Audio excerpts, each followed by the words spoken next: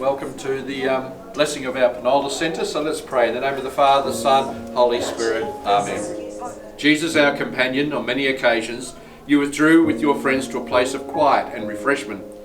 Be present with all who come to seek direction, company, acceptance and safety in this Penola Centre. Holy Spirit of truth and power, our strength and friend, let your light shine upon this Penola Centre as a place of gathering and learning. Today we give you thanks for all who have enabled the vision of this Penola Centre to become a reality, where all who enter, for any reason, will experience mutual respect, care and compassion. Loving God, we now dedicate and ask your blessing on this Penola Centre in the memory of St. Mary of the Cross MacKillop, whose life and the mission of her Sisters of St. Joseph is acknowledged in recognition of their response to the educational needs of Catholic young people in Australia. We ask this blessing in the name of the Father, the Son and Holy Spirit. Amen. Thank you, Father.